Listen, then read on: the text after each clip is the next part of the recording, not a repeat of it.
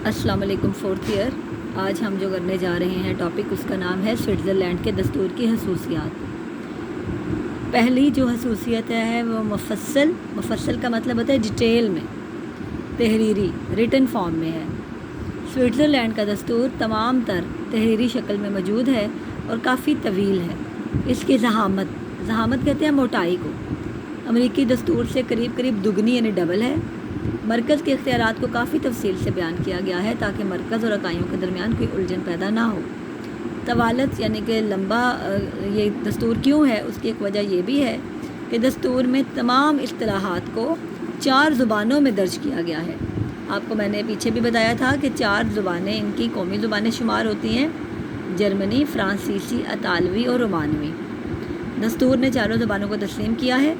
दस्तूर साज़ों ने कोशिश की थी कि दस्तूर हर लिहाज से मुकम्मल और वाज़ेह हो ताकि अमेरिका की तरह स्विट्ज़रलैंड में कोई दस्तूरी अदारा अपने इख्तियारात में इम्प्लाइड पार्ट्स के असूल के तहत अज़ खुद इजाफ़ा ना कर सके। वट आर इम्प्लाइड पार्ट्स, ये क्या है गर्ल्स? आपको पता है कि इम्प्लाइड पार्ट्स का असूल क्या है? इम्प्लाइड पार्ट्स का असूल अमेरिका में ये है कि जब आप कह सकते हैं कि इसमें एक मैं मिसाल आपको दे सकती हूँ एक केस की। ये केस है कैलिफोर्निया केस के नाम से मशहूर है। कैलिफोर्निया के जो साहिल थे, समंदर का साहिल उसको लगता है कैलिफोर्निया स्टेट को, तो वहाँ से तेल और गैस वगैरह जब दरियाफ़्त हुई तो कैलिफोर्निया स्टेट ने कहा कि ये हमारी मलकियत है, हम इसको जहाँ चाहें बेचें, जहाँ चाहें ना बेचें। तो इस पर वफाकी हुकूमत जो है वो चली गई सुप्रीम कोर्ट में। तो सुप्रीम कोर्ट ने इस केस का फ़ैसला ये दिया कि चूँकि सारी की सारी जो बिजली, तेल, गैस, तमाम मादनियात जो ज़ेरे ज़मीन है वो अमेरिका की हदूद के अंदर कहीं से भी निकलें, वो वफाकी हुकूमत के अंडर हैं। कोई भी स्टेट उस पर अपना दावा दायर नहीं कर सकती।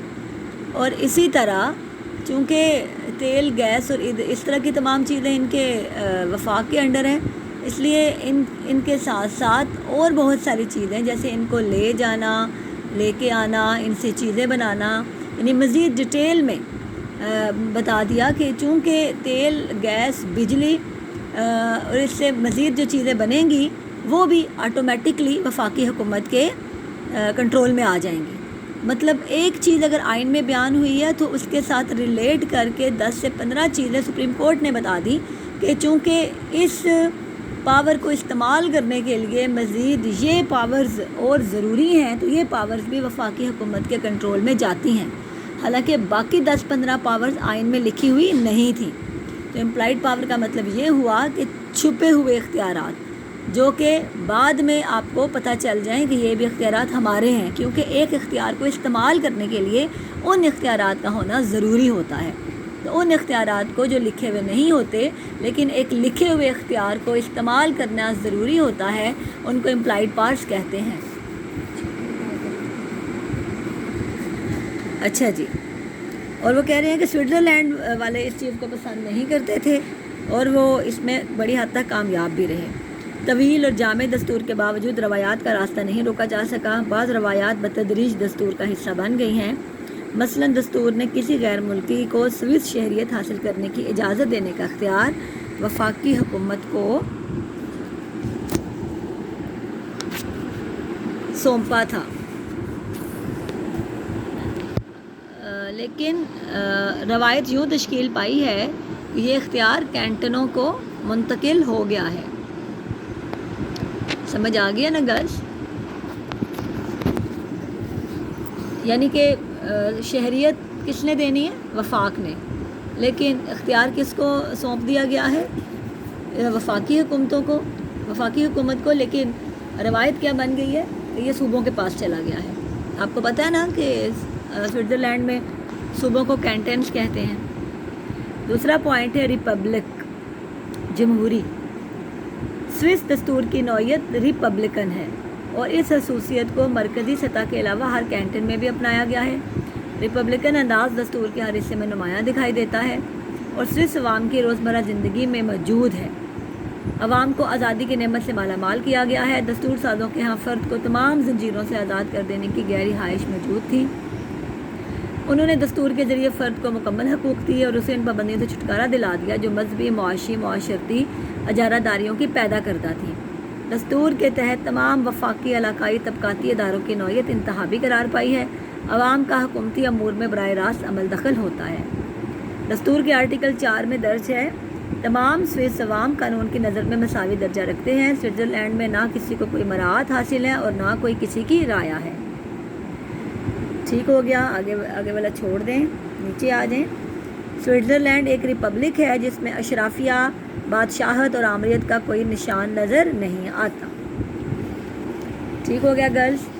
اچھا جی، اب ہم اگلا پوائنٹ کرنے جا رہے ہیں۔ پوائنٹ نمبر 3 ہے جناب آپ کا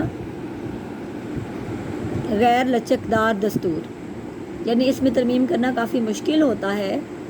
ترمیم کے لیے نہ صرف مرکزی مقننہ کو اختیار دیا گیا ہے بلکہ عوام بھی ریفرینڈم کے ذریعے اس ترمیم کی تجویز کی قسمت کا فیصلہ کرتے ہیں۔ سوئس دستور غیر لچکدار ہے، لیکن اگر آپ امریکہ کے دستور کے ساتھ اس کا تقابلی جائزہ لیں یا کمپیریزن کریں تو امریکی دستور سے اس کی غیر لچکداریت کم ہے۔ سوئس دستور میں ترمیم کی دو قسمیں یا دو نوعیتیں ہیں، کلی اور جزوی۔ تو بیٹا اس کو ہم ڈیٹیل سے آگے پڑھیں گے کہ کلی اور جزوی ترامیم ہیں کیا اور کس طرح سے ہوتی ہیں۔ یہ دیکھیں اب آگے پہلا بتا رہے ہیں، دستور میں ترمیم کے 2 طریقہ کار ہیں۔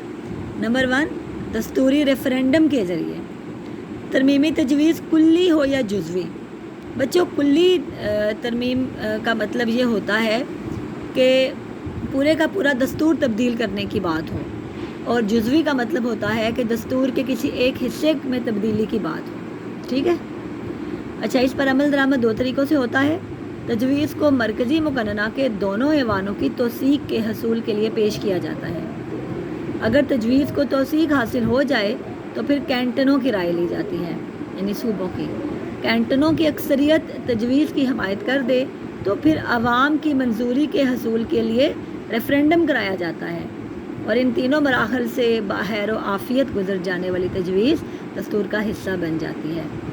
اب یہ پہلا طریقہ انہوں نے بتا دیا کہ پہلے مرکزی مقننہ کے دونوں ایوان کریں گے، پھر کینٹنز کریں گی اکثریت کے ساتھ، پھر عوام کرے گی اکثریت کے ساتھ۔ بصورت دیگر اگر ایک ایوان تجویز کی حمایت کرتا ہے اور دوسرا اتفاق نہیں کرتا تو ریفرینڈم کے ذریعے عوامی رجحان کو جانچا جاتا ہے اور وہ تجویز کو بینہ ہی قبول کرنے کا حامی ہے یا اس میں مزید تبدیلی کا خواہاں ہے۔ گرلز اب یہ چونکہ 8 منٹ کی ہو گئی ہے یہ ویڈیو، تو ہم اگلی ویڈیو جو ہے باقی ہم اگلی ویڈیو میں پڑھیں گے، پارٹ 2 میں۔ اوکے، اللہ حافظ۔